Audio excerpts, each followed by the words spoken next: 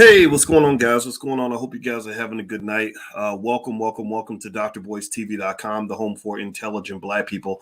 Today, we're going to talk about Damar Hamlin. Damar Hamlin is a young brother that was hit pretty viciously on the football field. And we're going to talk about this hit and also talk about the things between the lines that people aren't discussing, like the fact that this hit on Monday Night Football opens up a $100 billion can of worms on CTE and other related injuries that the NFL does not want to deal with. So I'm going to bring in Jeff Lightsey Jr. from Ball Sports, and we're going to break all this down from you from a black perspective. So get comfortable, buckle up a seatbelt. We're getting started on drboystv.com right now.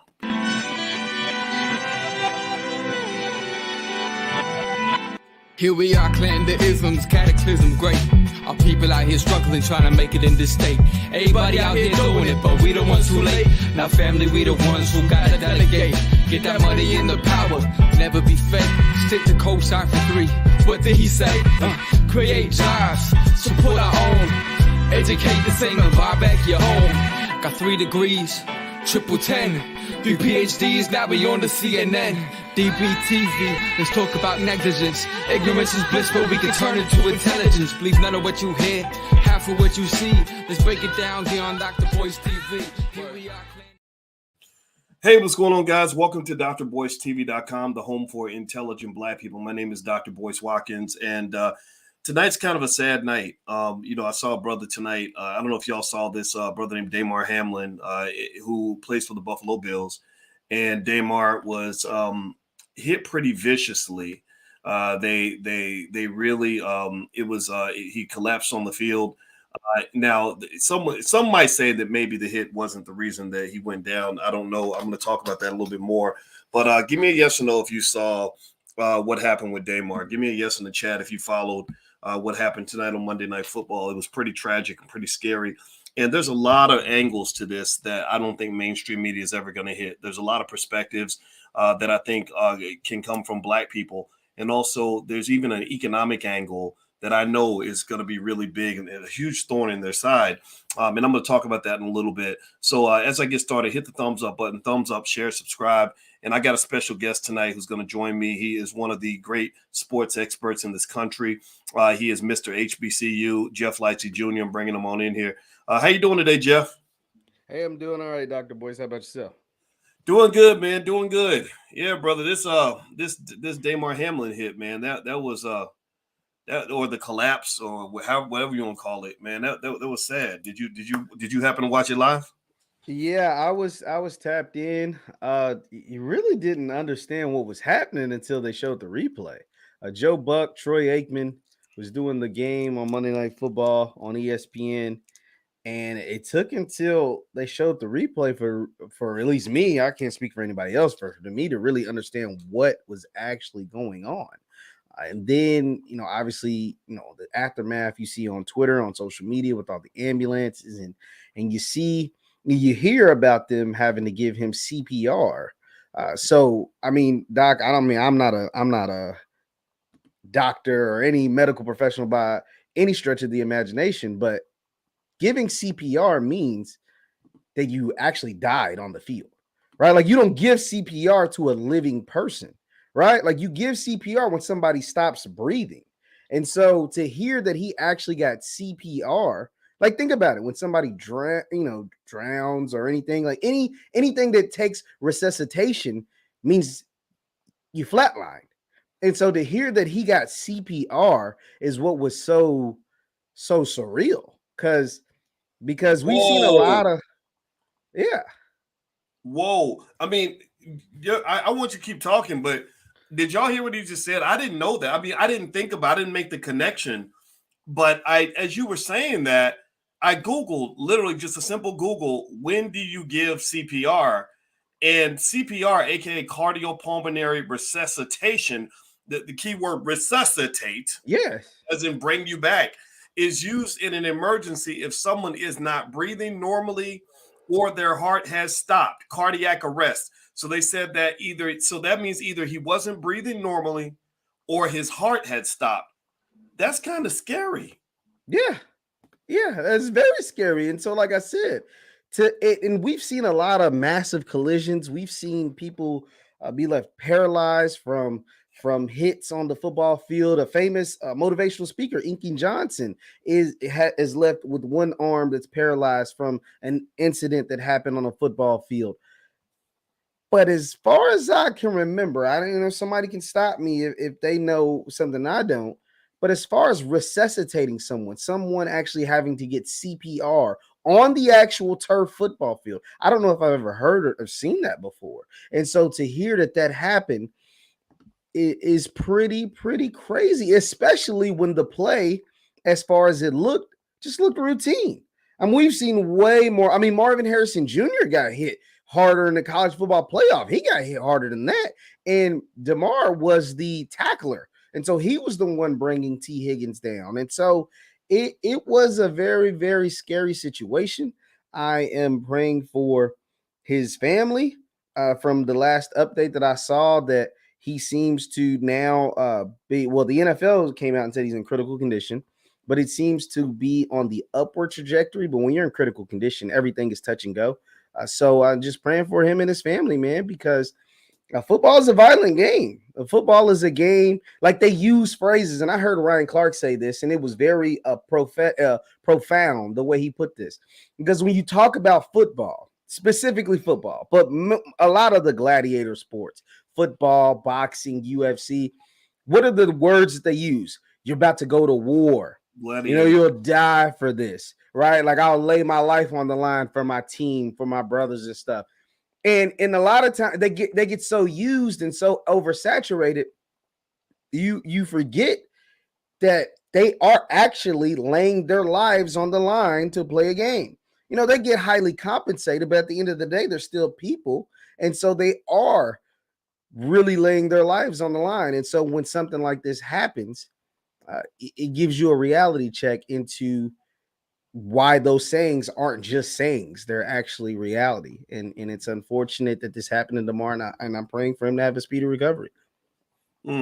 Everybody, in case you just came in, we're talking tonight on drboystv.com about Damar Hamlin, who is a brother who was in a very tragic hit, who took a really hard hit on the football field tonight on Monday Night Football. He plays for the Buffalo Bills. He had to be resuscitated. They gave him CPR, and he's now in the hospital in critical condition. Now, some of you may be watching on Instagram, and it looks like I lost sound on Instagram, so I'm going to shut that Instagram off and try to open it back up. If everybody could do me a favor, please hit the thumbs up button, share, subscribe. This is Black-owned media. This is where we get to have our conversation about these things. So I think when it comes to football, Jeff, that Black people kind of have a special relationship with football.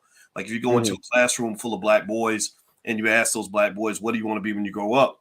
A good 30-40% of them are going to say, I want to be a football player. Right. So we are the source, the economic source that makes billions of dollars for other people. And, and that is it makes everybody else rich, but it puts our lives in danger. And so this is when I saw Damar Hamlin go down, I also saw a brother. I saw a kid who realized his dream of becoming an NFL player. And now, his life may be altered forever, or it may come to an end, depending on how this all ends up. Does this kind of, how do you think this? But I don't know. You play football, and I play football. How do you feel? Do you think that I guess, given that we're the ones who actually go out there and take those hits, and a lot of us know what it feels like to maybe get your bell rung once or twice, I can only imagine what it's like at the NFL level, where a bunch of people on steroids, and you got 350-pound guys that run a 4 or 5 40-yard dash coming in. That's I don't know. That felt personal to me. Like, I almost felt that hit. Like, when I saw that, I had to explain to my family why the trajectory that T. Higgins was coming at him with, what could have injured him. Like, maybe the helmet hitting the chin, or hitting the chest, or something like that. In the chest, the throat, anything. That played the game. What do you think?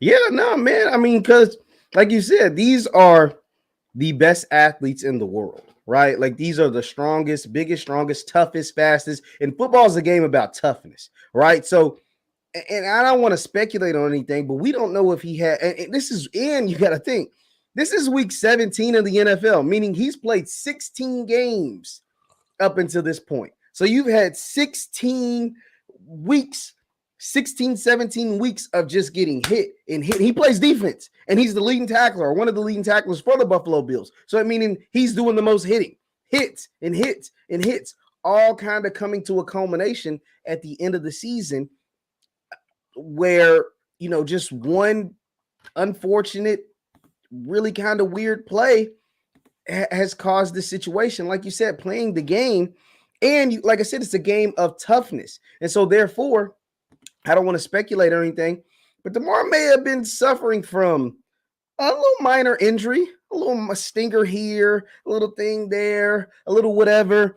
And if you hear any former retired NFL player, once again, I'm not speculating. I don't know anything about this young man as far as his health and everything. But in the NFL, they give you painkillers and pain medicine and pain whatever like crazy. You know what I mean? They give those like candy. They give those like aspirin. They give those like as M&Ms.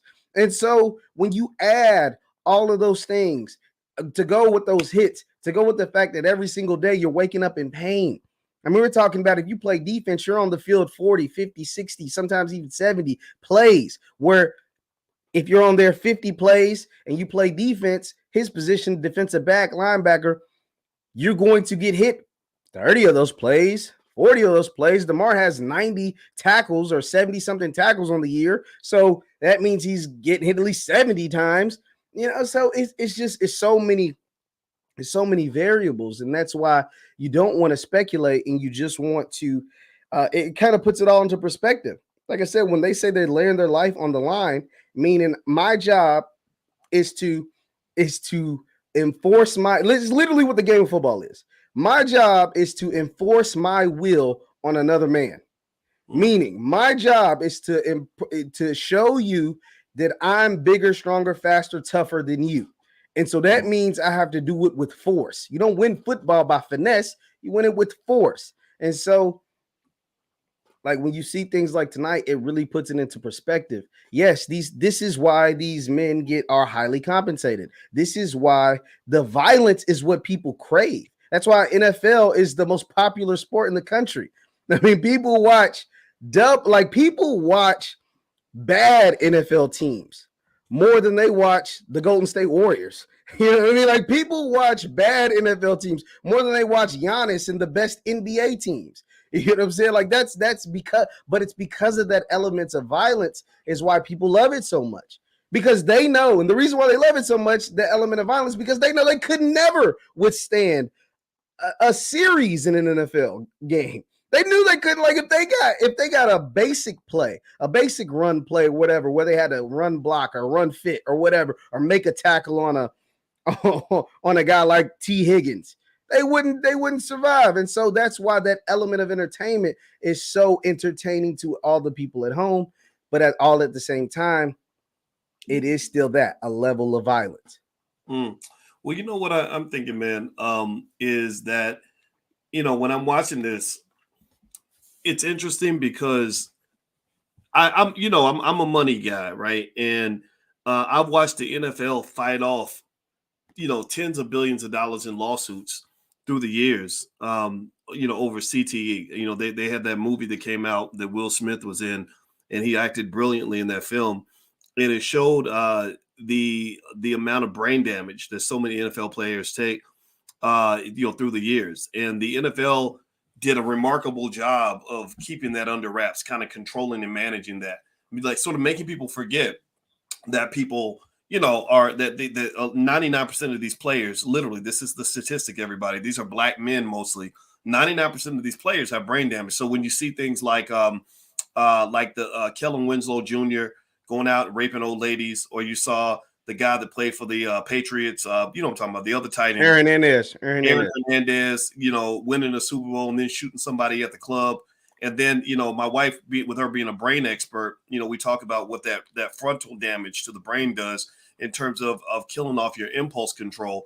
I'm linking a lot of these problems to this brain damage, right? So when I saw what happened to this brother tonight, I said, man, the NFL, this is a nightmare for them, because this happened on Monday Night Football. The whole country watched this guy, for whatever reason, take a hit that led to him getting CPR on the field. And everybody, and somebody mentioned even OJ, maybe even throwing that in. I don't know. I'm not going to speculate one way or the other. And this is obviously a different thing, but clearly, this has got to be a sort of a PR nightmare for the NFL, because I think it's now reminding people, oh, that's right, this is a dangerous sport that people can be killed playing. And I wonder if it's going to open up a whole can of worms that the NFL isn't ready to deal with. What do you think? It possibly could. Well, here's the thing. And this is why, just to kind of revert back, you talking about the concussion thing. Well, just to be quite honest, the NFL, they knew that these hits weren't normal. These hits were bad. Like, the things that they allowed in their game weren't good. They tried to bury the whole CTE stuff with the character that Will Smith played, the doctor, that kind of was like, oh man, hold on. This is a 40, 50-year-old man. He's got a brain of a 106-year-old man. You know what I mean? Like, this has got a 90-year-old brain. He's 45 years old, and and he's going crazy. Like, this isn't right. They kind of try to bury that, and they finally, after years, I mean, talking about years and lawsuits and all kinds of stuff, finally they kind of like admit it. Like, okay, yeah, our game can cause brain damage. You're not supposed to collide heads going, 20 miles an hour, both guys 200, 300 pounds colliding heads every single play for 80 plays a game. Like, nah, it's not normal. But here's the thing. They always, like, with football, there's just certain levels, and they've made the rules to where you, honestly, in a lot of ways, you can't hit them. You dang sure can't hit like you could 5 years ago, let alone 10, 15 years ago. And so they've tried to make it, and people say football is soft or whatever now because of the rule changes, but they've tried to make it as clean as possible. But in a sport that literally the whole purpose of the game is to enforce your will on another man, there's only so soft that you can make it.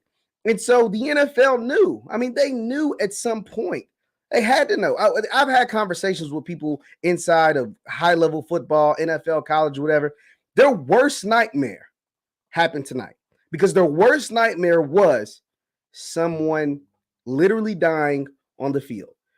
And that is essentially what happened. Now, once again, he was able to be resuscitated and he is still alive. Let's not run with the headline that, the young man is no longer here, but he had to be given CPR on the football field, not when he got to the hospital, like right there on the turf. And so this is literally their worst nightmare. But here, and there will be conversations about this. We're having one tonight. There will be even more on all the morning talk shows, from Stephen A. to Skip and Shannon and all kinds of stuff. But here's the thing. We're talking about a multi-billion-dollar business. We're talking about 32 franchises where the one who's the poorest is still probably worth about $2 billion. Why do I say that? I'm saying that because these are still billions of dollars. And who are the people that play football? The young black men, who a lot of them come from nothing. And so, yes, if you offer them millions of dollars, they will take that chance for forever. I mean, that's that chance of, this can happen to you. Yes. They'll say, well, the likelihood of that happening to me versus me making a whole bunch of money, even if it's for a short amount of time, because the average career in the NFL is only about 3 years. So even if it's for a short amount of time, I'll take those 3 years, even if it's not millions of dollars, even if it's $100,000, $50,000, whatever. I'll take my chances with that $100,000, $250,000, $300,000, even if I know this is something that could happen to me. I'll take that every day of the week and twice on Sundays. And so that's why I don't think the league is in jeopardy. The news, CNN and Fox and News and all these different news channels will talk about this. And even the sports channels will talk about this a lot. But at the end of the day, the NFL pays a lot of their bills. ESPN's number, I mean, think about it. The NFL average, this Monday Night Football game probably had about 25 million people watching. That's money. That's advertising dollars. That's money. And so people aren't just going to stop caring about the NFL when they know an average game can get over 20, 25, maybe 30 million people watching.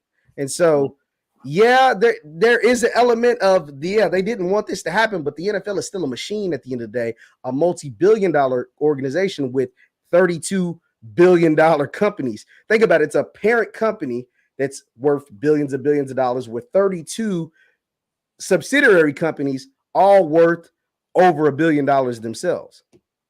Yeah, I mean, to be specific, and this is what I was hoping we could peep into, when we had that whole conversation about, what I think Deion Sanders and others could do with HBCUs. And I know that was a debatable issue, and I respect everybody's opinion.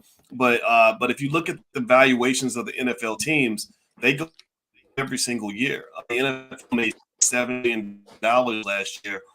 The Chicago Bears were purchased for about $100. And they're now worth about $5 billion.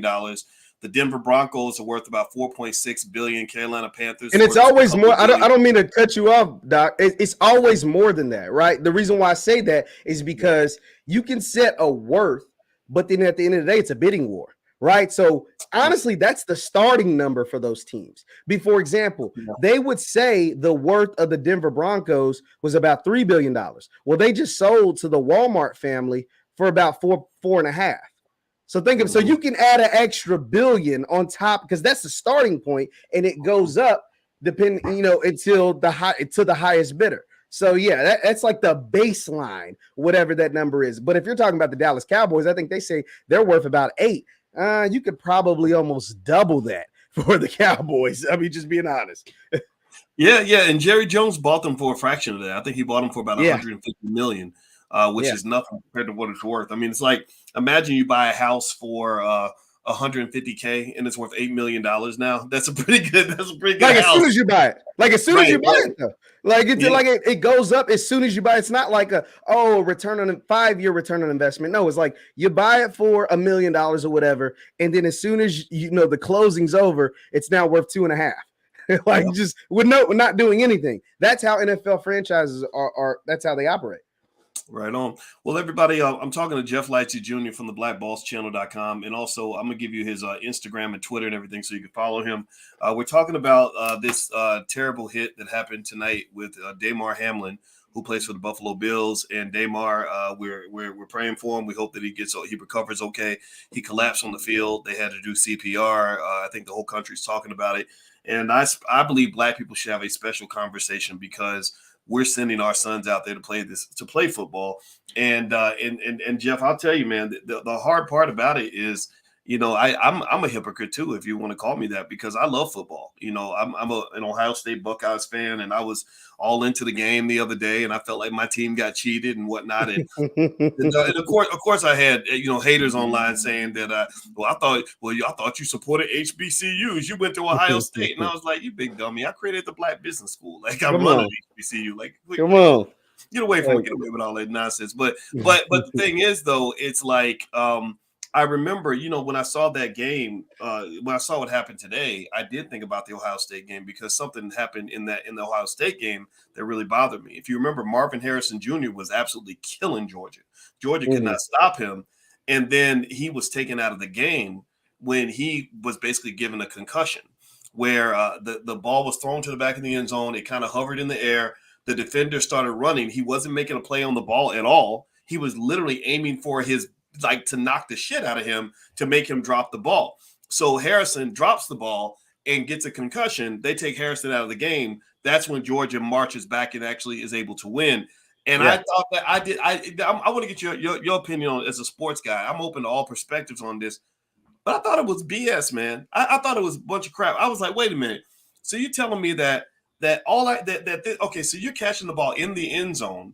And so there's no reason for me to tackle you if you're catching the ball. The only reason for me to hit you is to make you drop the ball.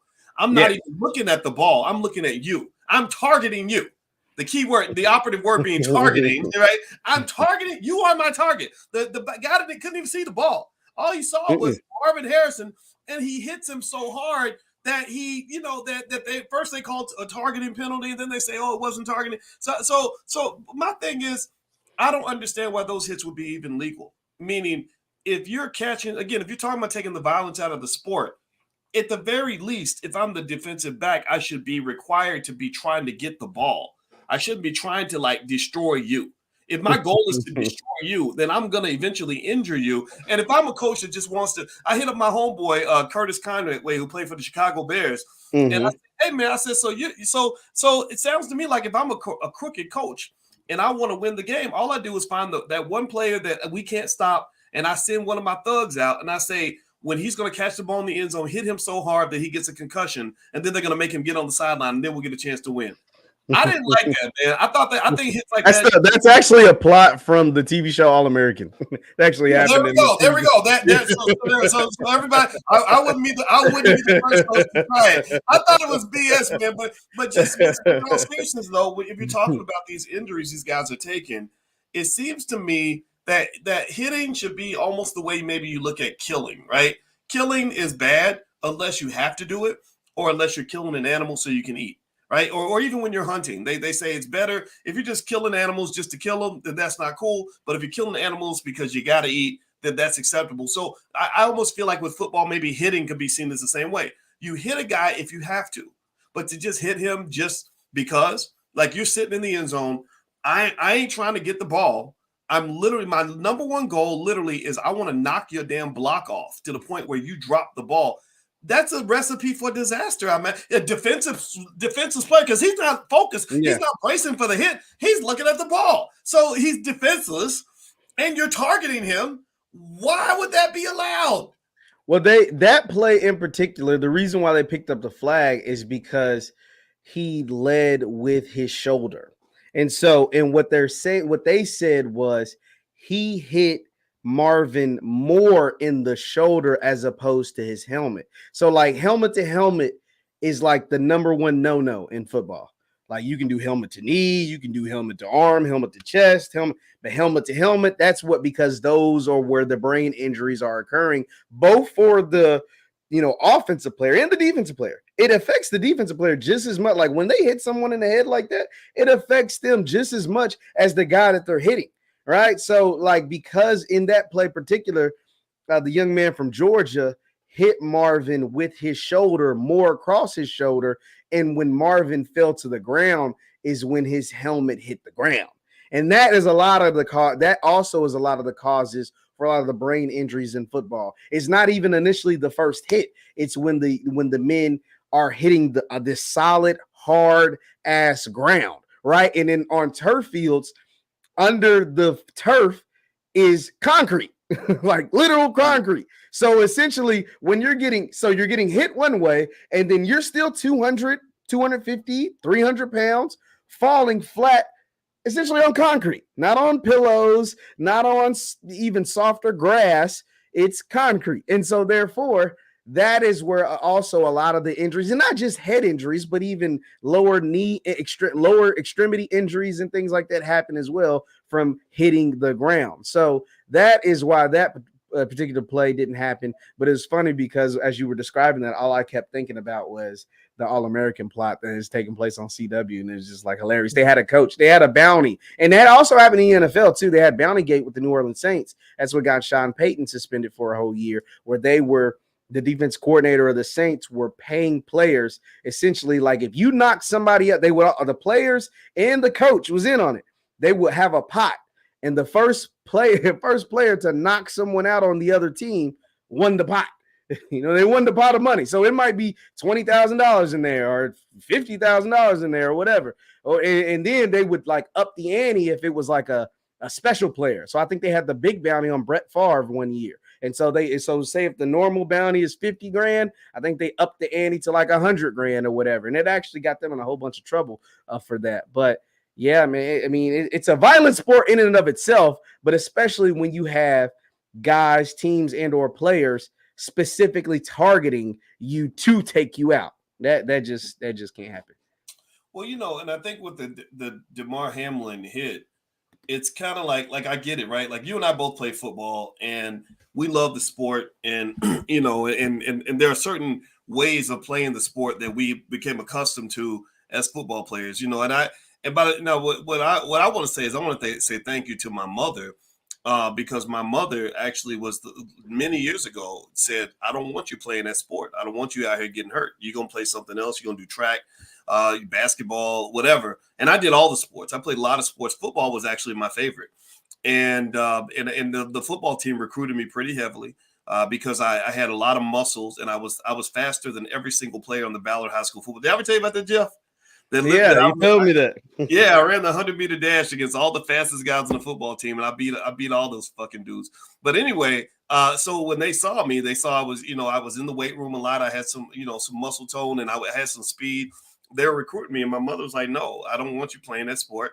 And also, really, to be honest with you, I didn't like practice. I didn't like, memorizing all those plays and stuff. It just didn't, But I remember it's like, it's kind of like we assume certain things that's just the way it is. That we're just supposed to, that's football. That's football, man. That's how you play football. Well, does it have to be that way? I mean, does somebody have to like get brain damage or possibly get killed for us to enjoy a game? Like, is it possible? Think about it. The rest of the world don't really get into football like us. We're the only country that's really into football like that. No, that's why it's called American football. Right. Everywhere else around the world is called American football, meaning like that's y'all thing. You know what I'm saying? Yeah. We got a little bit of rugby or whatever, but y'all think it's American football. We have football, which is played with your actual feet. Y'all have football would play with pigskin and y'all throw the ball around with hands and stuff. And so like, that ain't really into that too much. Yeah, it makes you wonder, like, is that necessary? I mean, do people have to risk paralysis and lifetime of brain damage? Whatever. And I know guys that, that were in the NFL. Did I ever tell you about that story I had with the guy that played for the Steelers? What's his Antoine Randall L?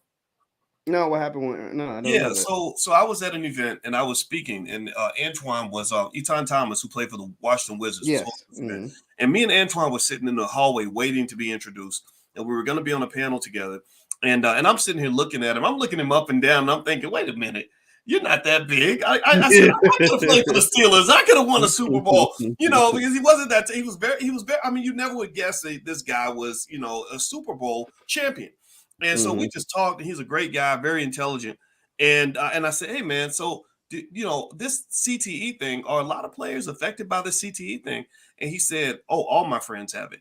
I remember he said, all my friends. He said, man, they just forget everything. He said, you be dry. You go to work, pick up your daughter. You can't remember how to get back home. Like the way he described it was like it was everywhere.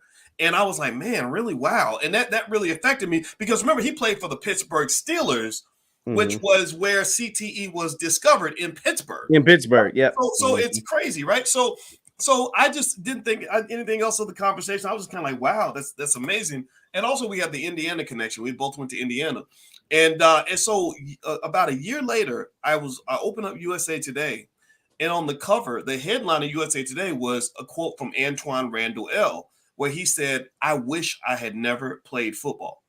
And when I was speaking to him, I had no idea that this affected him so badly personally. I remember him kind of saying that, like, sometimes I'm walking down the steps and I can't really stand up straight, stuff like that. And I thought that he was just saying like he was affected a little bit, but for somebody to win a Super Bowl and to say, I wish I had never played football, that's heavy. That's like you date the girl of your dreams, the girl you've been wanting for years. And then you walk away and say, God, I wish I'd never met this. This is the worst thing that ever happened to me. You got to go through some real trauma for your opinion to change that much. Yeah, absolutely. I mean, if you think about, like I said, these are highly trained, highly compensated athletes, but we're talking about their day-to-day and their lives after playing the game. Like their lives after, that's when it really sets in, is when you're done playing. And I think that's why it's easy for Mr. Antoine Randall L. to say that, because he's not playing anymore. And now, you're not getting compensated like you once did. And you still have all the aches and pains. And you get aches and pains as you get older, just living a normal life. Right? Just living a normal life. As you get older into your 40s and 50s, your body isn't the same as it was when you were a teenager and in your 20s. But imagine doing 10 years in the NFL and getting to your 40s and 50s. Well, now your body is just all the way messed up in a lot of ways. And not just your body, a lot of times your brain is all the way messed up. Your limbs are disjointed. Like, honestly, and that is a blessing if it's just you have a arthritis in your hand or arthritis in your knee. I mean, think about all those ACL surgeries, Achilles surgeries, stiffness, tightness, bad backs, all of that stuff. You get that stuff. Regular people get that stuff. But imagine doing 10, 5, 8 years in the NFL. And so then and that is just if you have regular ailments. Imagine if you have a messed up brain.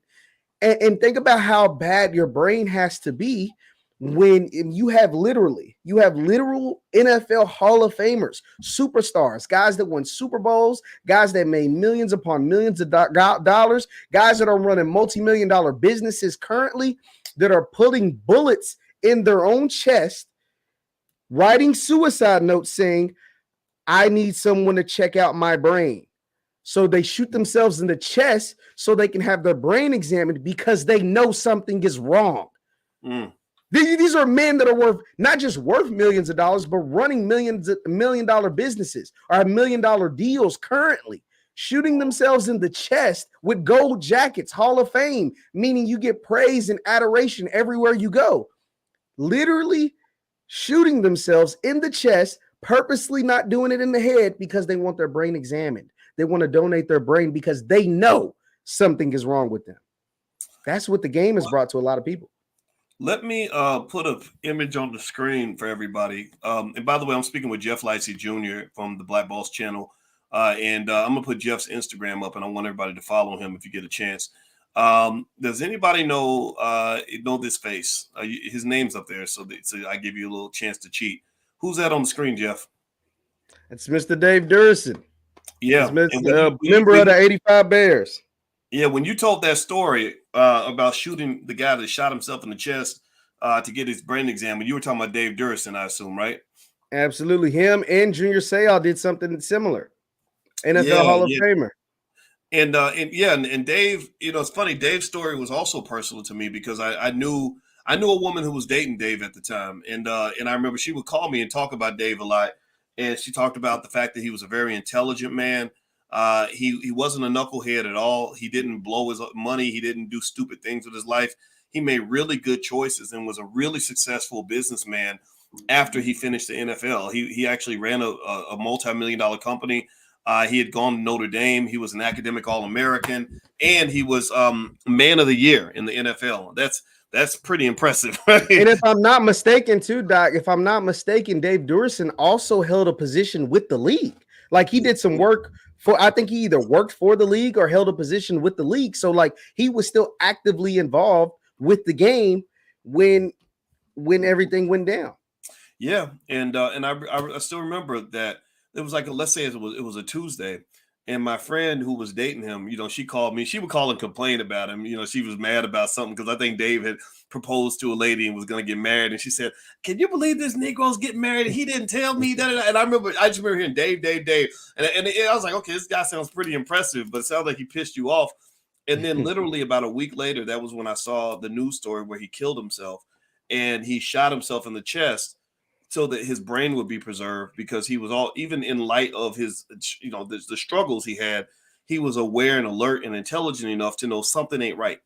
And I can only imagine that kind of a nightmare where you're mentally tough. I mean, NFL players are very mentally tough, so you're like the most mentally tough guy out here, and you're still kind of like falling apart psychologically.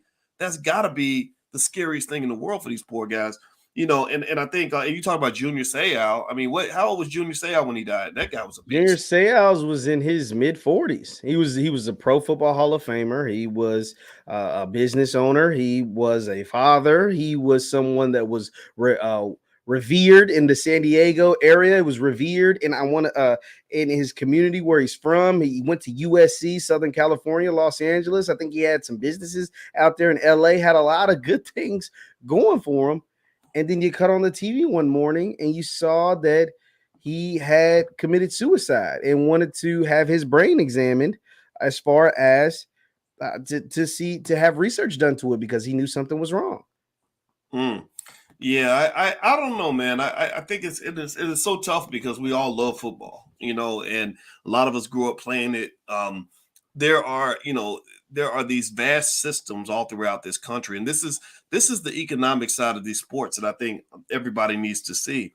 Black people, historically, we have been a multi-trillion-dollar cash cow for so many people. And sports is one of those areas where we just make so much money for other people, and it starts when we're kids.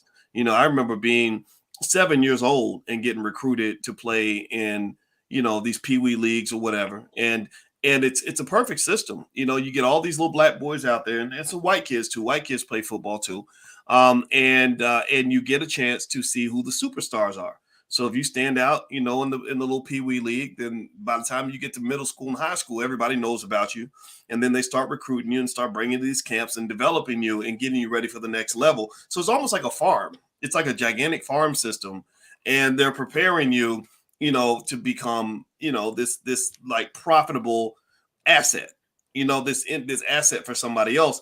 And if you go to a lot of classrooms full of black boys, half those boys say, I want to be a professional basketball player or a professional football player. And you know that 99.9% of those boys ain't never going to make a nickel playing sports, but they'll dedicate their whole life to it. I mean, it's like the perfect mind fuck to some extent. And, you know, it's just, it's twofold too, though, Doc. It's very twofold too. I said it's twofold too, because one thing, and I think a big part of the reason why so many of the young men from a very, very early age believe that they have to be football players or have to be athletes or have to be, because to them, that's the only way a black man can be successful. Right? Like, it's like they tell you you're not smart enough to be a doctor or a lawyer or a finance professor or, you know what I mean, or a stock market, stockbroker or whatever, but you can play, you can run fast. You know what I'm saying? You can shoot a good jump shot. You know what I mean? You can throw the ball long. You can catch pretty good. You know, so that's what young people do. They play sports. They don't go make a whole bunch of money doing nothing else, you know, not sacrificing their body. They make their money being an athlete. Or singing or dancing or rapping, you know what I mean? Like, so that's what's being marketed to them. That's a lot of times that's all they ever know. And and I hate to say it like this, but a lot of them come from broken homes, you know, broken families. So they want to, what is the best way or the easiest way or the way that I know that I can help my mother, my grandmother, my, you know, grandfather, whoever, get out of this economic depression, this poverty? Well, it's by playing sports. Well, you know, let me show y'all something. And by the way, I'm speaking with Jeff Lightsey Jr. We're talking about Damar Hamlin and that terrible hit against the Bills, but we're also talking outside the lines in the sense of that there's so much going on here in terms of black boys playing sports, what's happening to them, the risks that are out there, also the economics of the NFL. So if you could please hit the thumbs up button, thumbs up, share, subscribe. You can also follow Jeff at Jeff Lightsey7. That's his tag on Instagram and on Twitter. He is the guy, especially when it comes to HBCU sports. He's really done an excellent job of covering HBCUs extremely well as other sports, but HBCUs, he's killing it. So if that's your thing, and we got to support our institution, so feel free to follow J Lightsey7, and he'll keep you up to date on things. Let me show y'all something. I found this stat as Jeff was talking. This is the average NFL career, and give me a yes to the chat if you can see this chart. I'm gonna take me and Jeff off the screen for a second so y'all can see what's up here. Now, look at this. So it breaks the NFL athletes' careers down into positions, and who has the longest position. So kickers have the longest career in the NFL at 4.87 years. Now, first of all, 4.87 years ain't nothing. 5 years ain't shit, but kickers live the longest. Next are quarterbacks. And it's funny, it's like the blacker the positions get, the shorter the careers get. So the league average is 3.3 years. Now let's get to the super black positions. Cornerback, wide receiver, running back. 2.94 years for the cornerbacks, 2.81 years for the wide receivers, 2.57 years for a running back. So running backs have the shortest career span in the NFL. And I imagine a lot of it, Jeff, comes from the fact that they're taking the most hits. You know, I used to want to be a running back because I had some speed and some strength. And, of course, every little boy with some speed and strength thinks he's going to be, you know, the next great NFL. Emmitt Smith, yeah. Right. The next Emmitt Smith, right? But the thing was, I didn't realize till I got older that they're taking all those hits and, you know, just like constant pounding. And I think that it seems like that's why their careers are so short. So how are you going to build the rest of your life off a career that's going to last 3, 4, 5 years? Like that's crazy. Because then think about that. If you start, say, even if you go 4 years of college, most college graduates, if you do 4 years, a lot of them aren't doing 4 years. But if you do 4 years, you graduate in college around 22, 23. 3 years past 23 is 26 years old. And you ain't got no plans past the age of 26. Yeah, 26. That's scary. You had 26 years old, and a lot of young men, when they they lose their chance or their time in the NFL is over, they fall into somewhat of a depression because guess what? They've worked their whole life to get there, and it's over by 26. And so now, what do? They're like lost. And if you only lasted 3 years, you may have a few dollars, or you may have blew those dollars because you probably didn't make a whole lot. Like you made a big, nice lump sum in that signing bonus, but then those checks, because you were probably spending like someone who was making that much, but it only lasted 3 years, and you're 26 years old, and you have your whole life ahead of you, and to a certain point, you just lost the only thing you've ever worked hard for from the time you were 5, 6, 7 years old to now. And now it's like, what do I do with the rest of my life? And that's why, you talked about how I talk to a lot of student athletes, and that's a question I always ask, and I'm like, hey, I hope you go on to have an amazing professional football career. I hope you go play 10, 15 years. But even if you play 10 years instead of 26, you're 33. If you play 15 years, you're 38. Now, I don't know about you, Doc, but I plan on living a lot long past 38. You know what I mean? Like I plan on living. So that means you have to have a plan. You have to know what is, and I always ask them what are you going to school for? What are you going to do? What is your plans to do? Because the guys that I talk to, they may make it to the NFL, make millions, or their career may be over after college. And so therefore, what do you plan on doing once this football thing is over with? How do you plan on feeding your family because football is going to end? Father Time is undefeated. The only two people the only two athletes that seem to just make this thing last for forever is Brady and LeBron. I don't know what they're doing, but they seem to make this thing, they stretching it about as long as they can, and they're like the ultimate unicorn, right? Like the ultimate anomalies. But most folks' careers are ending before they turn 30. Most folks' careers ended before their 30th birthday, and some well before their 30th birthday. And it's even good ones, like dudes that made Pro Bowls and all pros. Todd Gurley's NFL career is over. He's not even 30 years old, or he's right at 30 years old. Todd Gurley was an all pro. Todd Gurley played in the Super Bowl. Todd Gurley made millions, but his career is over with. But he was one of those running backs, and his career is over with in the NFL. So it's like, what is your plan? What do you want to do? How do you plan on feeding your family? How do you plan on providing once football's over? And football is probably going to end earlier than you expected. For example, if we just use tonight as an example, Mr. Hamlin is like 23 years old. It's like 23 years old. His football career is over. And so he's 23 years old. He has a whole life ahead of him. So what is next? What is next? And it's not just in his case, but in any case, when it comes to being an athlete. Well, that's a great point you make, man. And I want, so I'm gonna do a little quiz, everybody. As you hit the thumbs up button, make sure you subscribe, make sure you hit the notification bell. This is Black-owned media, y'all. That's our job. Our job is to have conversations that mainstream media is not going to have. We don't have to ask anybody's permission. We are 100% Black-owned. We're getting it done, and we could really use your help. So if you are appreciating this perspective, if you could make sure you hit that thumbs up button right now, share, subscribe, make sure you hit the notification bell. That's really important, so you'll get notified when we go live. That would really be helpful. Also, I want to remind everybody, if you want to know about real wealth plans that actually work, other than everybody trying to get to the NFL, I did write a book recently called The 10 Commandments of Black Economic Power. It is available. If you go to boycewatkins.com, you can go grab a copy of that if you'd like. I'm going to do a book tour and train you on this book if you'd like to join us. So feel free to go to boycewatkins.com and take a look because Jeff, there's a lot of ways to do well financially in this world. In fact, sports is one of the worst ways on earth to try to become a millionaire. I know a few guys who became millionaires playing sports because I know some famous people, but I know far more entrepreneurs who are running nice little businesses that are just killing the game, making crazy amounts of money. And one of the reasons that Black women have taken off and just outshot Black men in terms of economic and educational success is because Black girls are not cursed with this false dream of going to the NFL or the NBA. You don't see little black girls saying, "Oh, I want to be an NFL star," or "I'm gonna be the next LeBron." They're not thinking that way. They're not even thinking they want to be the next Brittany Griner. Most of them, right? Brittany Griner is beastly tall. Like she's a very strong person, you know. So most black women don't grow up with that distraction.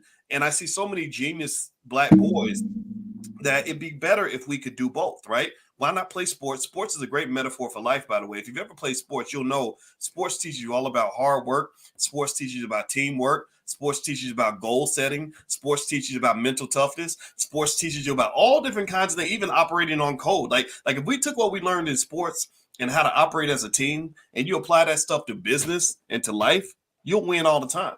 You know, my little best kept secret, actually. I know I'm gonna brag on myself, Jeff. Did I ever tell you that when I was at the University of Kentucky, I was the #1 black student on the entire campus?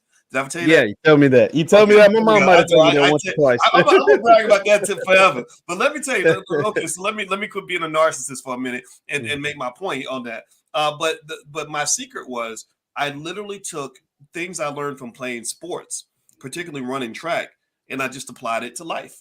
I said, if I work half as hard at this as I worked on that track, you know, where I had to run until I threw up, I had to set goals, I had to push myself beyond my limitations. And then also I used to work fast food jobs like Taco Bell or whatever. And I remember thinking, if I got to go to work for a white man 8 or 9, 10 hours a day, I can study for 5 or 6 hours a day, because studying has a higher rate of return. I'm gonna get a better return. If I work hard in college, I can live off of that for the rest of my life. And it's true. I'm 51. I still live off of stuff I did when I was 21. But you know, so learning and skill gives you things sports will never give you. You know, so ultimately, Jeff, I kind of think that generally, I think black people, we got to kind of spread our wings a little bit, right? Like you know, it's so sad when you see a dude who dedicated his whole life to sports, and then the sports thing don't work out, and then he just feels like, okay, I'm nothing now. I'm worthless. You know, I knew a guy like that. He played for the Seahawks for a couple of years. He left college early because he was that good. He played for Penn State as a wide receiver. Seahawks drafted him. Year and a half later, they didn't want him. Next thing you know, this dude sitting at home waiting for the phone call that never came, because he's still in his mind. You know, he's still good, right? He's still ready to play, but nobody wants him. So because he's got nothing to do, he starts drinking. You know, he done spent up all his money to trying to live the life, live in the culture, right? So he done blew all his money on some bullshit, right? So he's sitting at home, half drunk all the time. Then next thing you know, he's so frustrated, he starts beating his wife. He's addicted to painkillers. And his wife, I remember when she was telling the story, she said he went from being this great man, this extraordinary man, to being this man who I was afraid of, who was literally a shadow of himself, had no self-esteem, and felt like he could add no value to the house because he was no longer playing football. I think that's terrible, man. I mean, and it happens all the time. What was that? The other guy that played in college. I'm gonna say this, and I don't want you to kind of give your expertise on this, but that guy that played quarterback for the University of Texas and won the national championship quite a few years ago. You know what I'm talking about? He was a real good quarterback. He played for the Titans. Vince Young. Vince Young. Thank you. Vince Young. I kid you not. I saw an episode of ESPN the magazine, if I'm not mistaken, where Vince Young had just won the championship, and he said they had a quote from Vince. He's holding the ball, and he's looking like he's the man, and he said something like, "I was born to play quarterback for the University of Texas." And when he said that, at that moment, I felt very sorry for him, because I was thinking, damn, somebody convinced this talented black man that the only reason you were put on this earth is to be a quarterback at the University of Texas, a school that don't give a damn about you, that would never hire your black ass as a coach, none of that stuff, right? Maybe an assistant or something like that, but not as the head coach. That typically tends to go to white guys. And so Vince goes to the NFL thinking he's going to be the next, you know, whatever, you know, Michael Vick, Tom Brady, whatever he was thinking he was going to be, and his career was a bust, you know. And then next thing you know, Vic, if you remember, Vince was suicidal. They were worried that he was they couldn't find him for a couple of days. Like, it was a big deal. It was down in Nashville because he played for the Titans, and it was like a scary situation. They didn't know where he was at, but it went into his career wasn't doing what he thought it was supposed to do, and so therefore he fell into a state of depression. And he's spoken about that openly. And now I think Vince is back on the right track. But like you said, you're convinced. And it's not just the fact that it's not just the fact that it's mass marketed to you that if you're a super and there's nothing wrong with being an athlete. Like you said it already once, but I'm gonna reinforce that. I talk about sports every single day. There's nothing wrong with being an athlete, but don't let that be your only option. Don't make it seem like if I don't go to the NFL, the NBA, make millions of dollars, there's no way else for my family to eat or survive. No, you can build generational wealth. You can have a very successful life, a very successful career in whatever you want to do, even if it doesn't dribbling or throwing or smacking or hitting around the ball. Like I was watching, it was funny. I was watching you with Dr. Claude Anderson earlier today, and he was like, I don't do nothing with men that play with balls. I don't do nothing. I don't do nothing with none of that. Said I like, combat stuff. He said, and I thought that was hilarious. But at the same time, it's just like, yo, you can be a success story without ever having to make a basket, score a touchdown, do whatever. But a lot of young boys are convinced, are told from whoever, their parents, their family, their coaches, or whatever, their teachers, you'll never be nothing if you don't make it in football, you'll never be nothing. If you don't make it in basketball, you'll never be nothing. And that just, quite frankly, isn't true. Isn't true, because more of you aren't going to make it than that are going to make. There's way, like you said, 99% of you are never going to see $1 from playing the sport. Not millions, not a single dollar. You know what I mean? Like, you're not going to see a single dollar. Forget millions. You're not going to see a single dollar. 95% of you. And so that means only 5% move on. The other 95, you got to figure something out. And there's a whole lot of other ways for you to set yourself up and be a success story that doesn't involve anything with the ball. Absolutely. And the Black Business School is a place you can go to do that. So we also have programs for children. We educate a lot of young Black boys and girls and adult boys and girls on everything economics so that you can find all the different ways to be successful.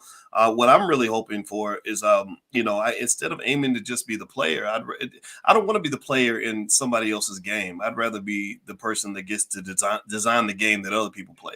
And in the NFL, remember, the Chicago Bears were purchased for about $100. They're now worth $5 billion. The Green Bay Packers were bought for $50. They're worth several $1 billion.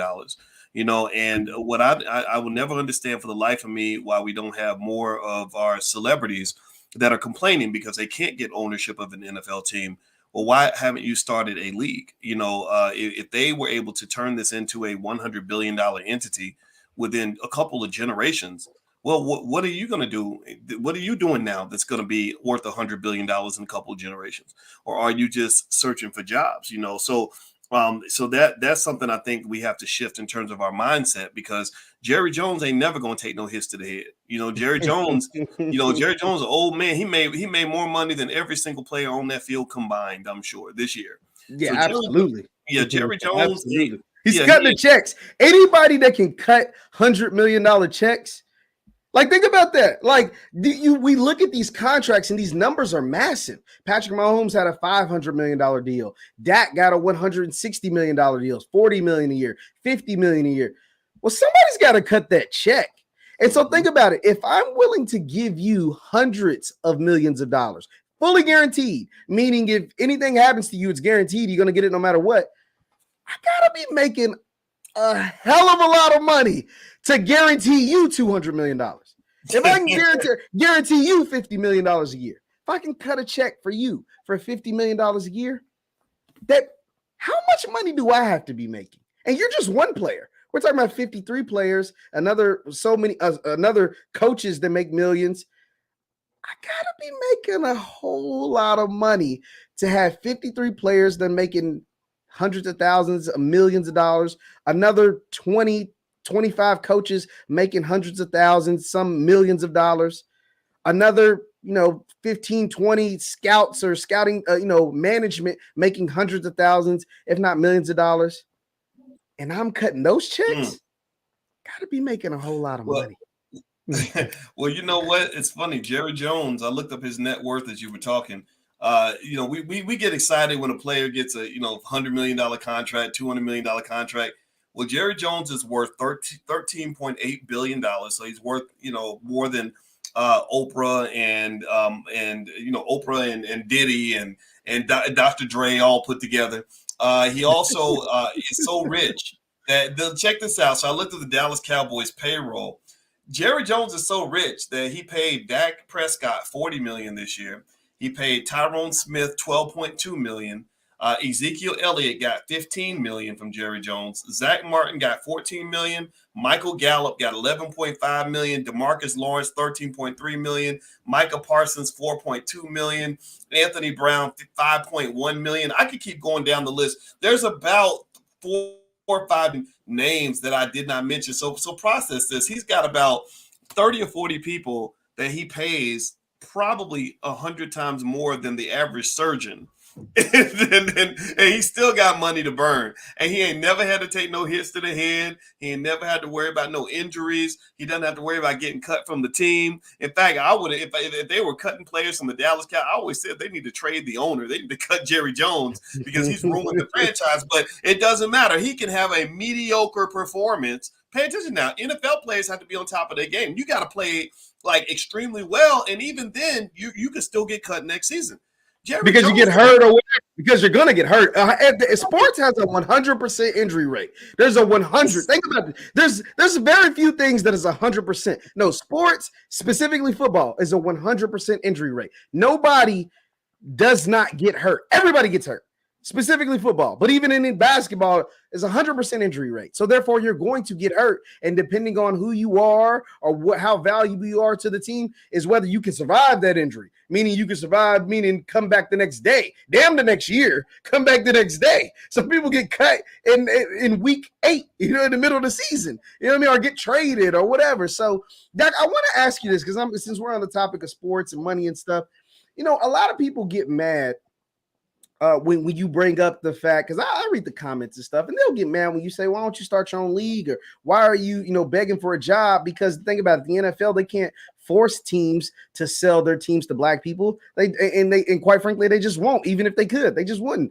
But you can go on social media right now and go to your favorite entertainer, favorite black millionaire or whatever, and you can go on their social media feed and see how much money they spent with the jeweler or at Dior or at Louis Vuitton.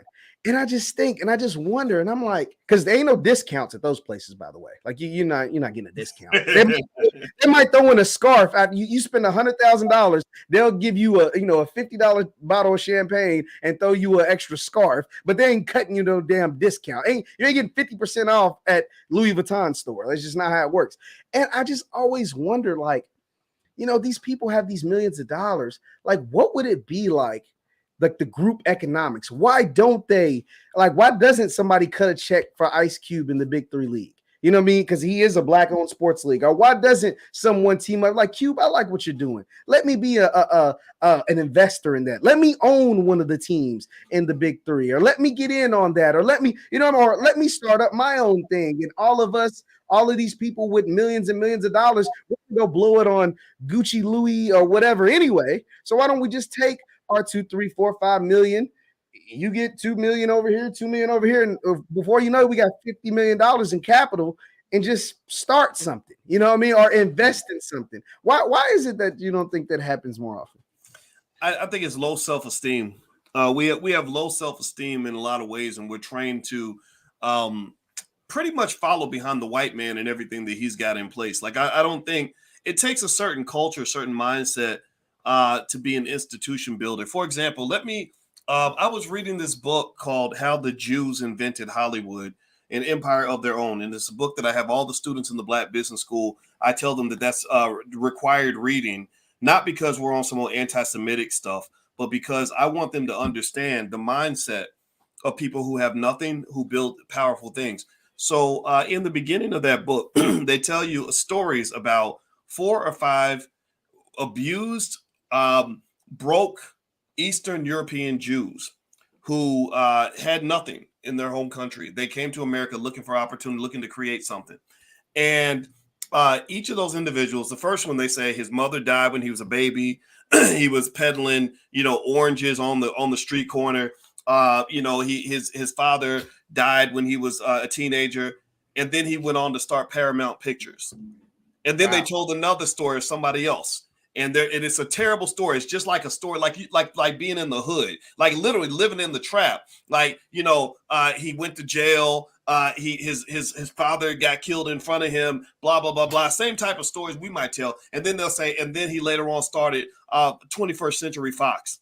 The next one was this other person, boom, boom, boom, boom, boom, went broke, sold the family horse. They created Warner Brothers.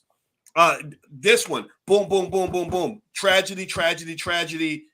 He created MGM, right? I swear to God, if you don't read any of this book, I don't need y'all to read the whole book, but the book is called How the Jews Invented Hollywood, an Empire of Their Own. Read the first like couple pages, and they're going to tell you 5 or 6 stories of people that went through like a hellish situation, who ended up creating massive multi-billion-dollar companies that are in existence right now. So part of what led this to happen was 2 things. One, the Jewish community has a culture of building and creating things. That's it. They just say, okay, here's how you start a business, right? Whereas you think about us growing up, it was always about that job application. Maybe that white man around the corner will hire you if you act right, right? The second thing was they did it out of desperation. When you're desperate, and you ain't got nothing, then sometimes you get pushed into creating something, right? You lost your job, you got to feed your kids, you're determined to do that, so you create whatever you got to create in order to just feed the kids. So what happens with Black celebrities, in my opinion, is they struggle for a couple of key areas. One is they don't have the skill nor the confidence to believe that they can create what the white man's created. They don't believe, they see them here and we're here. So the best thing you can do is get closer to God, and he's your God to some extent. The second thing that's missing is they're not desperate. They're comfortable.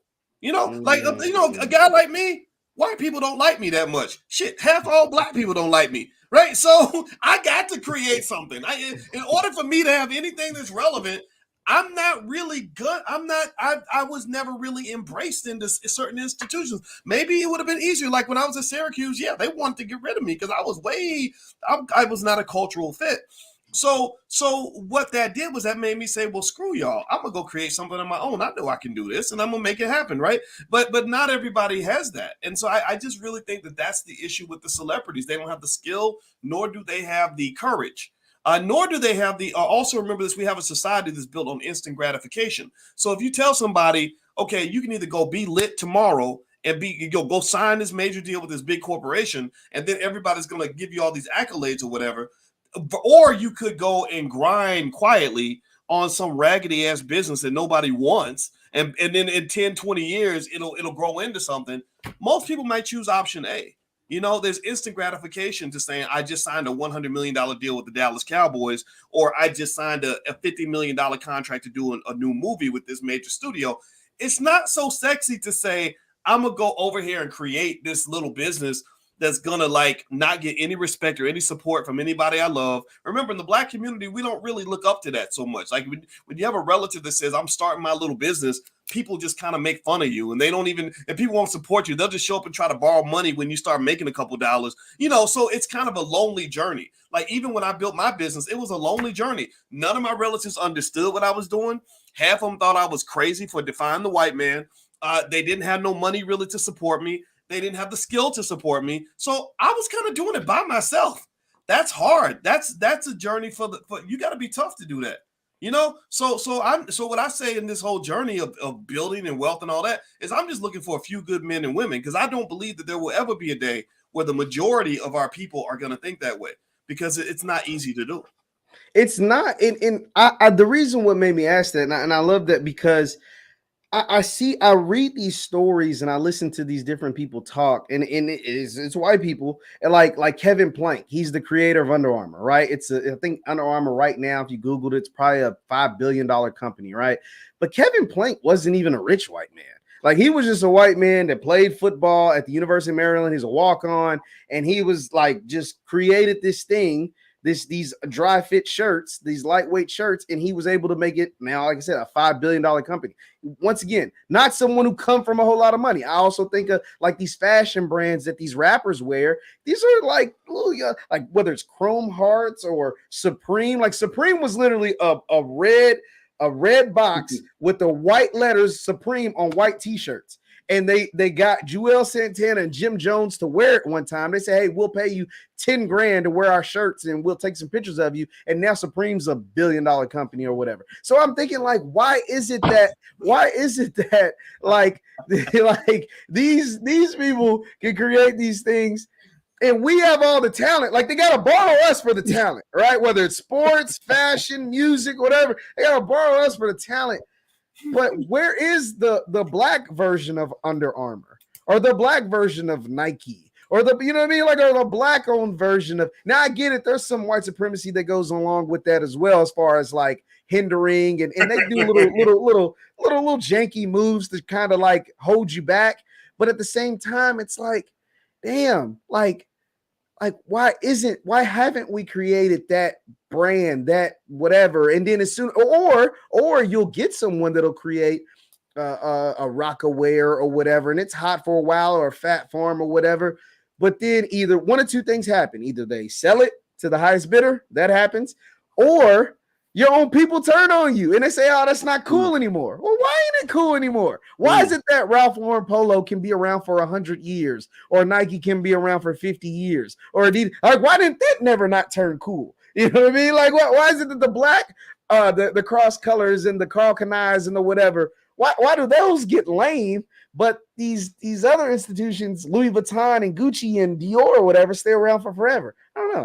I never really understood that. That's a good point, man. And just to do like a shameless plug of my book, actually, one of the things I hit on in this book was it's called The 10 Commandments of Black Economic Power, and you feel free to go take a look at it if you want to. But one of the biggest things that I wanted to drill into when I put this book together is I realized in my research on Black wealth that one thing we're missing is a conversation about culture and psychology, and how culture shapes what your value systems are. It shapes, like, so if you have, let's say you have one person that comes from like an academic-y kind of culture, right? Everybody studies and goes to school, makes good grades.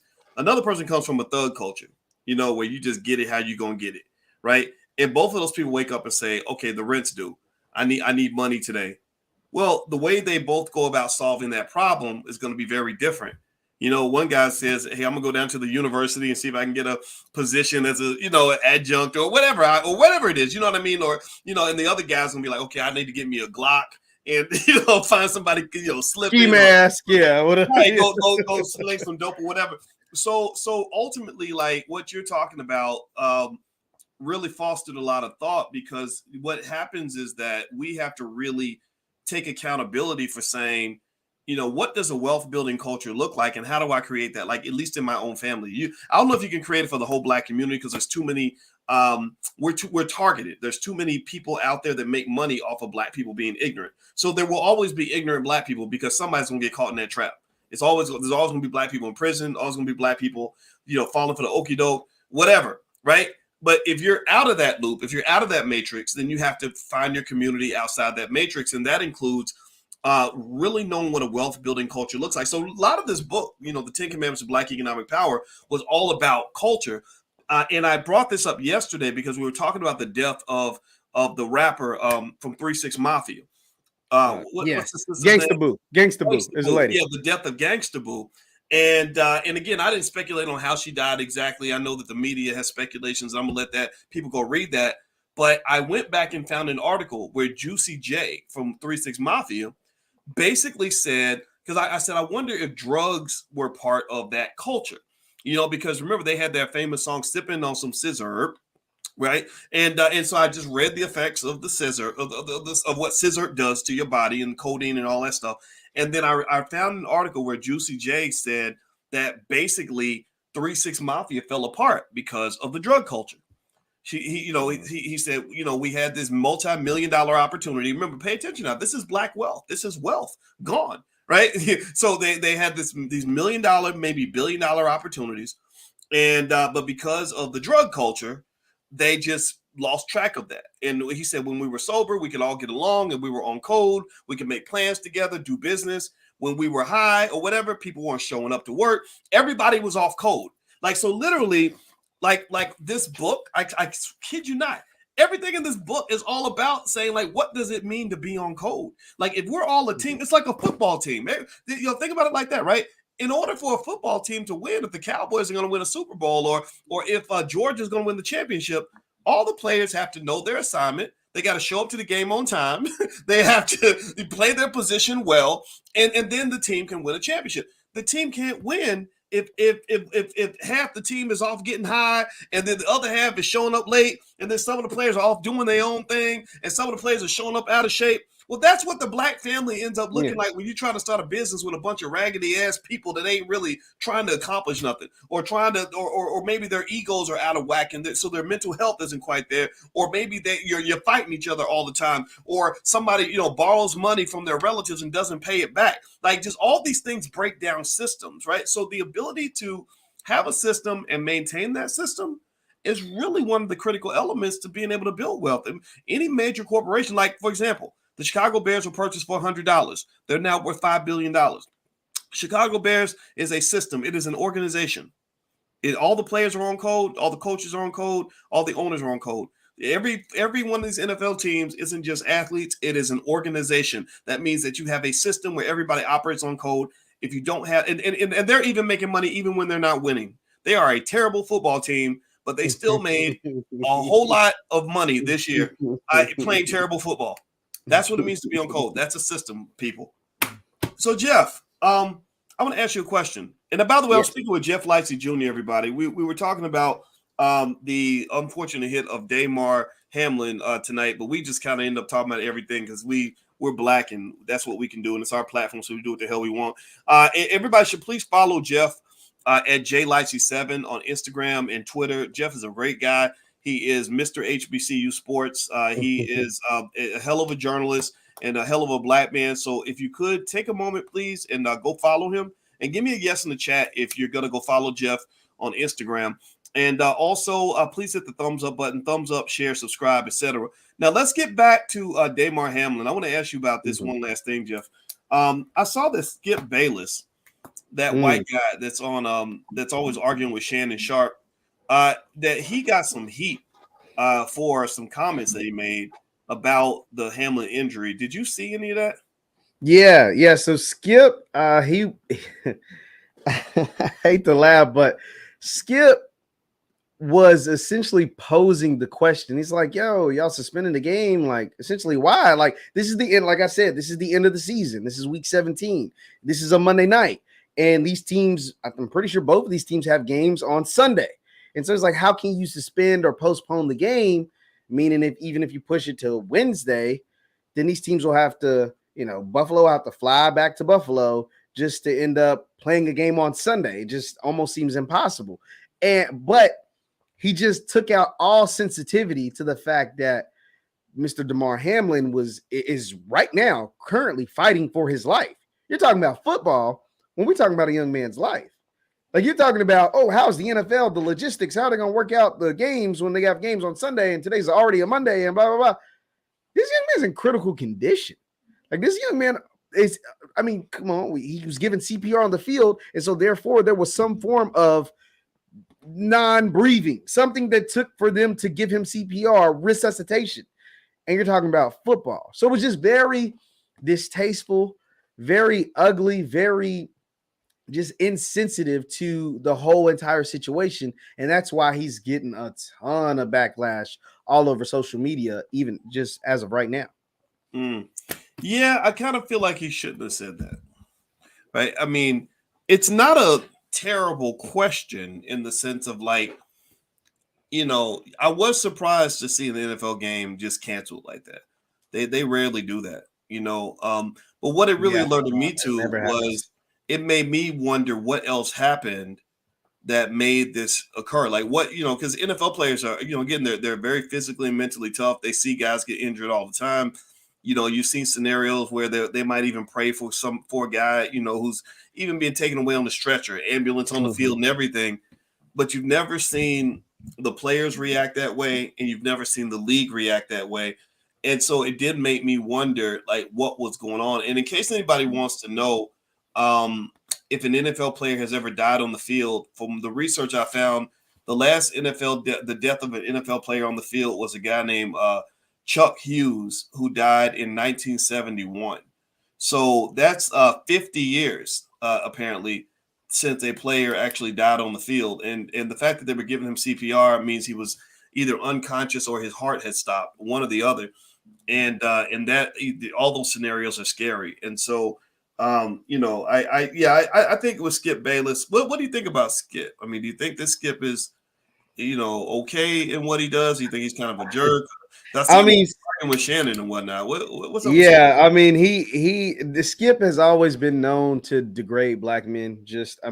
He's good. He's a good agitator, but he was known for giving these high level athletes like these nicknames that kind of degraded them. Like, for example, he used to call Kevin Garnett. He called Chris Bosh Spice, like a Spice Girl. Like, you know what I mean? Like, just, and then even recently, like either a week ago or 2 weeks ago, he was going at Shannon, who's a Pro Football Hall of Famer, who has a gold jacket, and was like, yeah, your career ended at 35. You're mad because you ain't Tom Brady, who's playing at 45. And he's like, Skip, I got a damn gold jacket. He's like, so? You still ain't him. You know what I mean? You still ain't him. And it's kind of like, and the one time he really got checked is when he worked for ESPN, and Jalen Rose was like, what about you? Because Jalen Rose, I think, was about sick of it. He was calling all these people out of their name and stuff. He said, what about you, Skip? He said, didn't you play junior varsity as a junior? He said, didn't you average 1.7 points a game as a senior in basketball? He said, yeah, it's more like water Pistol Pete Maravich. It's like, yeah, you played there in the time of Pistol Pete. It's like water Pistol Pete. It's like, so that was the one time, and they made Jalen Rose apologize for that too, by the way. Like, they they made him apologize for that back when he did that. I mean, I was like 10 years ago. So Jalen's apologizing for everything because he apologized for the Kyrie. Was it the Kyrie Irving thing he had apologized, or something else? Or something he said? I can't remember. I could have sworn I've seen him apologize 2 or 3 times. He apologized recently, but it wasn't about Kyrie. It was about something, or it might have been about Kyrie, but it was about something too. But that was, like I said, that was like 10 years ago. But Skip, like I said, is a great agitator, and he's someone who was known for, calling people out of their name and different things like that. And just today, it was just super insensitive. I understood, like, he was basically getting at, like, what are the logistics be about, like, the game, because there's literally only one game left after this, all being played on either Saturday or Sunday. And how is the NFL going to figure this out, instead of just worrying about the health and safety of this young man? You worried about something that, that these millionaire these people get paid millions of dollars to figure that kind of stuff out. This young man's fighting for his life, and you're talking about logistics. Like, I think we'll be okay. At the end of the day, we got to make sure this young man's okay. You know what? I know why. I did the research. I know why Jalen apologized last. He had to apologize for telling the truth. He asked the question a lot of us brothers were asking, which was why Ime Udoka from the Boston Celtics, why the lady he slept with wasn't being blasted in public. Her name wasn't being released. That's what it was. Yeah. Right. And they were protecting her like she was a victim. And I said, she ain't no victim just because she a white woman. Like, that's it. That's all that, I mean, really, they had consensual sex. So what the hell is this positioning? Like, we don't release the names of victims. What was she the victim of? Because if she's a victim, that would make him a victim. But you're a black man, so they can't see it that way, So I thought Jalen, and this is one of the reasons why, I think we have to be cautious. Any black man out here trying to get into these spaces, just be careful. Make sure you always have a plan B, because there's gonna come a time where the rubber meets the road. There's gonna come a time where there's a cultural clash, where you're gonna just disagree, and they're gonna make you apologize, tell you to get on your knees, and you got to be ready to, make a decision. Either in my view, it's like either you don't touch it or you take it all the way to the end zone. Either one or the other, but don't try to take it to the end zone and then buckle and fold like as soon as they like check you on it. And what I mean by that is your boy at Fox, Chris. He's our friend Chris. Mr. Chris Broussard. Mr. Chris Broussard. Thank you. Yeah, Chris Broussard, great guy, friend of mine. I respect him immensely. Strong Christian, love Chris Broussard 100%. Chris Broussard, you don't mess with his Christianity, and you don't mess with his belief in black people and black men. That's why nuclear family, the family, all of that, that's why Chris and I rock together. But Chris is a great journalist, New York Times, and covered LeBron all those years, knows everybody. Fox Sports is extraordinarily good, And when the rubber met the road, when they really tried to check Chris and get him to bend and fold, Chris did not bend. He did not fold. I had so much respect for him. And I think the difference really comes down to, do you have, this is all, again, this goes back to economics, in my opinion. If you're a black man who's economically fortified, like if you're caved out financially and you got other ways to make your money, then you're not going to buckle like a bitch every time they check you on something. Every time they tell you, well, we need you to apologize because we heard that you farted in the hallway. But that's what it is. They have these guys apologizing and they're scared because look, ESPN's paying you all that money and you have no other way of generating the income necessary to maintain the lifestyle that you have other than being a commentator on ESPN. So this is why I think every black man should be some sort of entrepreneur, some sort of investor. Like you got to be thinking about all your streams of income, because at some point there's going to come a time where they're going to punk you a little bit. And so again, my belief is either like remember when Snoop Dogg was doing all that apologizing, he went out and called Gayle King a doghead bitch and whatever, and then he's apologizing like he looked like the bitch at that point. And to me, I was like, either take it all the way to the finish line, say it and stand by it, or don't say it at all. Like, don't get in the game and waffle. That's the worst thing in the world, is to get in the game. It's like football, right? Like either you go in and you play and you accept the fact you might get injured, you just play, you play hard, or you don't play at all. But if you get in the game and you start getting scared and wondering if you should be out there or not, then guess what? You're going to get hurt. Like pick a side, and I think that men have to understand these things. I remember my father used to tell me things like, he said, like he would tell me stuff like, never get into a situation where you've got everything to lose and your adversary has nothing to lose, because you're going to lose. Like, it's going to be bad for you. So either avoid those situations or be prepared to lose everything, one or the other. And I think with Jalen, all that apologizing and all that, it just doesn't fly, and it makes Jalen look terribly bad. Because I think that we need men that are going to stand up for what you believe in. If what you said made sense to you on Tuesday, then it should make sense again on Friday. Don't be acting like, oh, well, I misspoke and you never see those white men out there apologizing like that. It's usually only black men, and this is butt breaking. This is something they've been doing for hundreds of years. They do it specifically to black men because they want to remind you of who is in control and who is the boss. So that's my belief. That's my 2 cents.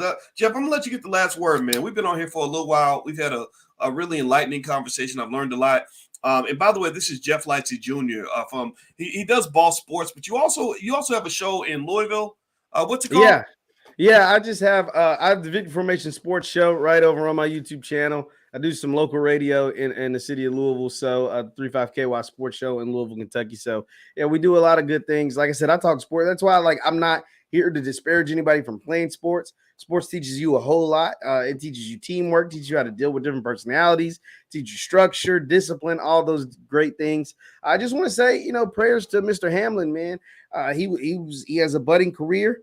He may or may not be over, but that's beside the point. The point is, I just hope that he is okay. I hope that his family is okay. I hope that, that he is able to make a swift recovery from this, and just to be able to live, man, and to just hold. I know we're in a new year. I know people are already not making it past day 2 of the new year. So just everybody stay safe, man, make wise decisions, and just continue to, love on your family members, show them love, show them support. If you got somebody that you may or may not have a problem with, reach out to them, connect, because you never know what's happening. We're in a new year, in 2023, and certain folks didn't make it to 2023. And certain folks aren't making it past day 2 of 2023. So yeah, I'm prayers out to Mr. Hamlin. I hope that he is okay. And that I hope that a lot of folks, and this is not to disparage anyone from playing sports, but to always think of your life outside of sports. What can I do to set up myself, set up my family for my financial future outside of the game? Not to say that it doesn't have to do anything that involves the game, but without me physically playing the game, the sport, whatever that sport may be. What can I do to make sure that me and my family is okay, if this game is taken away from me. And so I hope a lot of folks that are in the NFL or young college stars or high school people, high school athletes are thinking about this. What can I do to make sure that me and my family is okay if somehow, some way this game is ever taken away from me? And at some point, it will be taken away from you. So it's better to set up early than to try to play catch up later in life. Yeah, I think those are great words, and I agree 100%. And I reiterate that point about how we love sports. You and I get on on Facebook, and we'll talk about what's going on with the big games or whatever. And I love football. And I think sports is it's a wasted opportunity. Anytime our young black men just play sports and can't do other things outside of sports. And now I don't know about Damar. I don't know anything about him as a person, and I just wish him the best. And I just hate to see what's going to happen, what happened to him.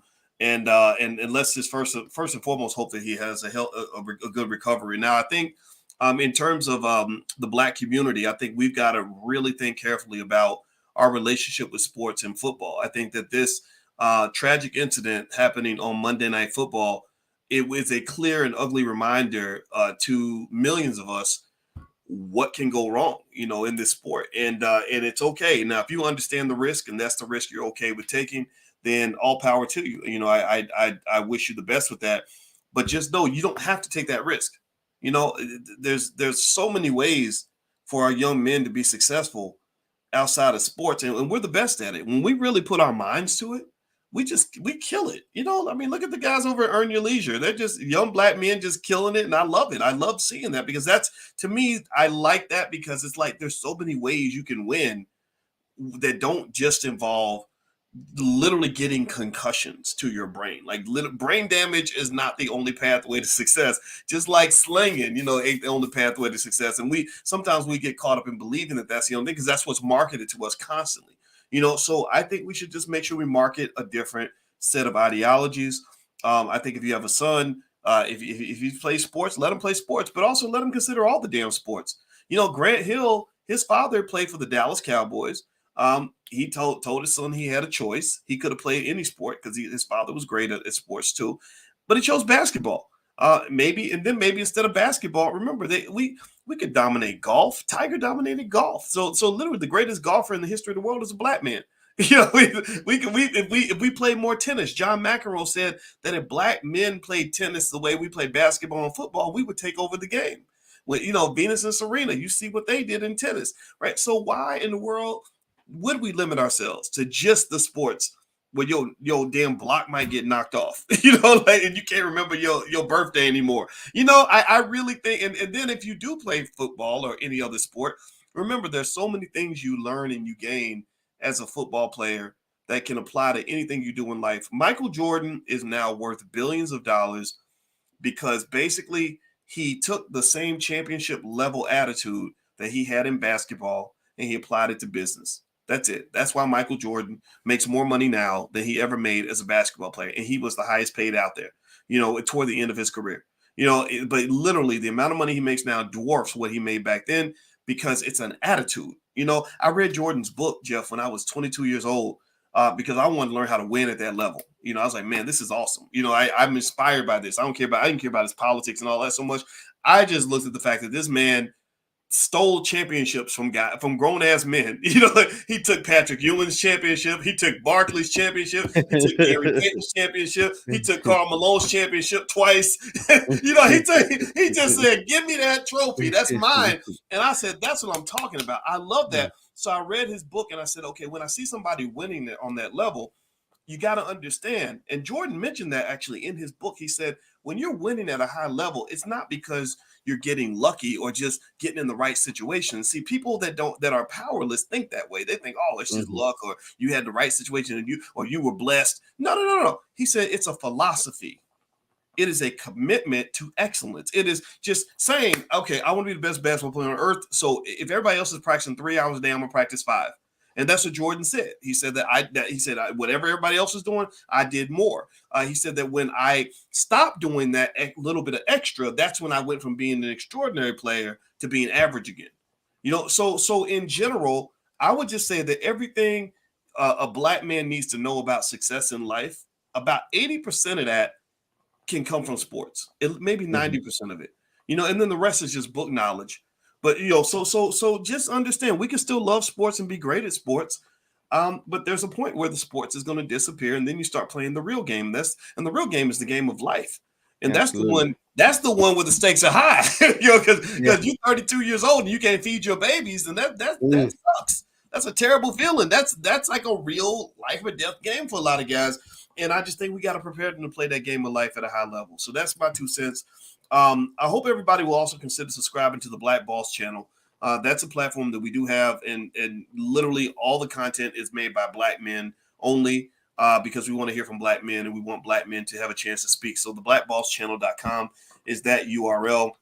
And I want to remind everybody before I head out of here, as you hit the thumbs up button, share, subscribe, the new book is called The 10 Commandments of Black Economic Power. It's available if you go to boycewatkins.com, or you can go to Amazon, either one.